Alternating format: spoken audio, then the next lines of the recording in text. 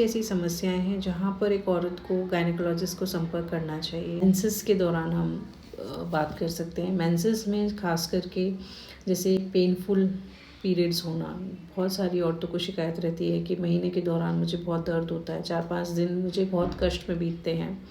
दूसरा है किसी किसी को महीना इतना लंबा चलता है, 5 दिन, 7 दिन, 8 दिन, कि उनको बहुत हैवी ब्लीडिंग हो रही है। पैड्स उनको दिन में कम से कम 4 बार 5 बार बदलने पड़ते हैं। तीसरी उनको तकलीफ़ होती है कि इर्रेगुलर पीरियड्स हैं, महीना टाइम से ही नहीं आता है। कई बार 15 दिन पहले आ जाएगा, कभी 40 दिन पहले आ जाएगा। तो अगर ऐसी भी कोई भी समस्या से आप जूझ रहे हैं, आपको लग रहा है कि मेरे मेरे पीरियड्स जो हैं इस स्थिति में हैं कि कभी टाइम से नहीं आते, या मुझे बहुत दर्द होता है पीरियड्स के दौरान, तो आपको अपने गायनेकोलॉजिस्ट से मिलना चाहिए। दूसरी अगर हम समस्या की बात करें तो वो प्रेगनेंसी ठहर नहीं पा रही है, जिसे हम इनफर्टिलिटी कहते हैं। तो कोई भी ऐसा दंपति हैं या ऐसे कोई कपल्स हैं जिनको शादी को हुए 1 साल हो चुके हैं, लेकिन उनका बच्चा नहीं ठहर पा रहा किसी कारणवश, और 1 साल से वो ट्राई कर रहे हैं प्रेगनेंसी के लिए, तो उनको गायनेकोलॉजिस्ट से मिलना चाहिए। उनको समझना चाहिए कि किस कारण की वजह से, कौन से ऐसे कारण हैं जो महिला में हैं या पुरुष में हैं जिसकी वजह से बच्चा ठहरने में उनको दिक्कतें आ रही हैं। प्रेगनेंसी चेकअप के लिए उनको जाना चाहिए।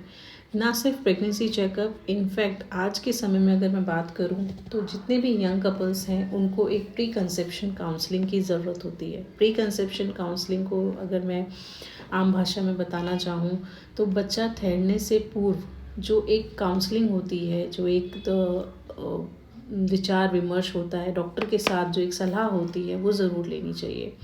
क्योंकि आजकल बहुत देखा जा रहा है कि यंग कपल्स बहुत डिलेड प्रेगनेंसीज प्लान करते हैं, बहुत लेट जाके, चाहे वो शादी लेट हुई हो इस कारण की वजह से या जॉब के कारणों की वजह से प्रेगनेंसी डिलेड वो लोग प्लान करते हैं। लेकिन फिर उनके माइंड में ये होता है कि अब हम 1 साल से जल्द हम जल्दी प्रेग्नेंट हो जाएं, तो ऐसा नहीं हो सकता है। तो इसके लिए आपको पहले से ही एक प्री कंसेप्शन काउंसलिंग लेनी चाहिए, जिसमें कि डॉक्टर्स आपके कुछ चेकअप्स या कुछ टेस्ट एडवाइस करेंगे, जिससे हमें ये पता चल जाएगा कि आपके पास कितना वक्त है प्रेगनेंसी प्लान करने के लिए, या आप कितना डिले कर सकते हैं प्रेगनेंसी के लिए। क्योंकि एक पर्टिकुलर एज लिमिट ही होती है, फीमेल की कहो या मेल की, जहाँ पर आप प्रेगनेंसी प्लान कर सकते हैं। दूसरी जो समस्या आती है वो आती है डिस्पैरिनिया। डिस्पैरिनिया का मतलब होता है कि जहाँ पर पेनफुल इंटरकोर्स होता है, जहाँ महिलाएं ये कंप्लेन करती हैं कि जब भी वो आपस में रिलेशंस रखते हैं, संबंध बनाते हैं, तो उनको पेन होता है। तो अगर ऐसी भी कोई समस्या से आप सामना कर रहे हैं तो आपको अपने गायनेकोलॉजिस्ट से मिलना चाहिए। जो समस्या एक नॉर्मल सुनने को मिलती है महिला से, वो होती है यूनिमार्क से स्राव, यानी कि सफ़ेद पानी की दिक्कत, कि मैम बहुत ज़्यादा पानी आ रहा है। वो है वेजाइनल डिस्चार्ज की, जिसे कहते हैं हम सफ़ेद पानी की शिकायत। अगर वो पानी जो आपके यूनिमार्क से स्राव हो रहा है उसमें अगर स्मेल आ रही है, आपको लग रहा है उसका कलर लाल है, हरा है, या मीन्स कि कहीं ना कहीं आपको वेजाइनल इन्फेक्शन है जिसकी वजह से आपको ये दिक्कत हो रही है, तो आपको अपने गायनेकोलॉजिस्ट का संपर्क करना चाहिए। मेनोपॉज, इवन हम कह सकते हैं प्री मेनोपॉज, कि जब एक फीमेल की एज अराउंड 45, 50 या अबव 40 ईयर्स होती है, तो उनमें जो एक रेगुलर कंप्लेन होती है वो होती है कि मैम मुझे लगभग 6 महीने हो चुके हैं, पीरियड्स मेरे इरेगुलर हो रहे हैं। पीरियड्स कभी तो मेरे 1 महीने में आ जाता है, कभी 4-4 महीने नहीं आ रहा है, कभी स्पॉटिंग हो रही है, कभी प्रॉपर ब्लीडिंग हो रही है। तो वो प्री मेनोपॉजल फेज़ होता है। एंड देन उसके साथ में पेशेंट शिकायत करती है कि मुझे हॉट फ्लशेस हो रहे हैं, मुझे ऐसा लगता है मेरा शरीर बहुत गर्म रहता है, बहुत सारे मूड स्विंग्स होते हैं, मुँह चिड़चिड़ापन मेरे अंदर रहता है, बॉडी थकी हुई रहती है, जिसे हम प्री मेनोपॉजल सिम्टम्स के तौर पर देखते हैं। तो अगर आप कुछ महसूस कर रहे हैं तो आपको गायनेकोलॉजिस्ट का संपर्क करना चाहिए। And after 40 years her female को, जितनी भी महिलाएं हैं जो 40 साल की हो चुकी हैं, उनके लिए ये एक एडवाइस होती है कि हर साल एटलीस्ट आपको एक बार अपने गायनेकोलॉजिस्ट को मिलना चाहिए, ताकि वो आपका एग्जामिनेशन करके आगे भविष्य में होने वाली बीमारियों से सचेत कर सकें। जैसे कि अगर यूट्रस के जो कैंसर्स होते हैं, जनरली कैंसर्स जो होते हैं वो साइलेंट किलर्स होते हैं, किसी भी महिला को कोई पेन वगैरह सच महसूस नहीं होता, तो हमें नहीं पता होता कि इस महिला को कैंसर भविष्य में हो सकता है या नहीं। तो उसके लिए महिला को हमेशा साल में एक बार गायनेकोलॉजिस्ट को विजिट करके पैप स्मीयर किया जाता है, वो करवाना चाहिए। अगर अल्ट्रासाउंड की ज़रूरत है वो करवाना चाहिए। दूसरी चीज़ होती है ब्रेस्ट एग्जामिनेशन, क्योंकि ब्रेस्ट कैंसर भी आजकल भारत में बहुत कॉमन है।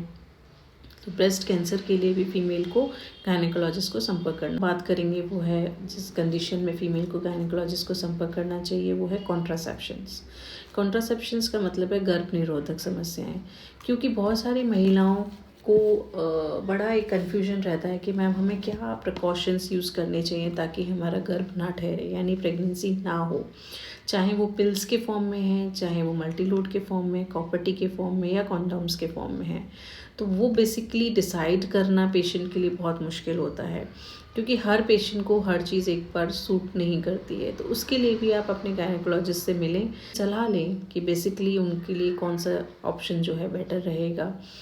कि ट्यूबेक्टमी और भी बहुत सारे ऑप्शंस आ चुके हैं मेडिकल साइंस में, तो आप उनसे मिलके जान सकते हैं कौन सी 3 अवस्थाएं हैं जहां पर आपको एक गायनेकोलॉजिस्ट को संपर्क करना चाहिए।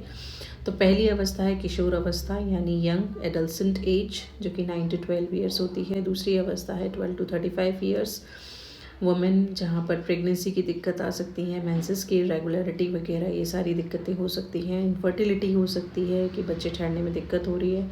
And then after 35 to 40 years, जो कि मेनोपॉजल एज होती है, जहाँ पर कि आपको पीरियड्स रेगुलर हो रहे हैं, हॉट फ्लशेस हैं, या आपको लग रहा है कि मेरा मेनोपॉज आने वाला है आफ्टर 40 ईयर्स, तब आपको एक नॉर्मल स्क्रीनिंग के लिए बेसिकली आपको अपने गायनेकोलॉजिस्ट को मिलना चाहिए। So thank you so much. और अगर आपकी कोई भी क्वेरीज़ हैं, आप मुझे कमेंट सेक्शन में ड्रॉप कर सकते हैं अपनी queries, and I will answering to that queries.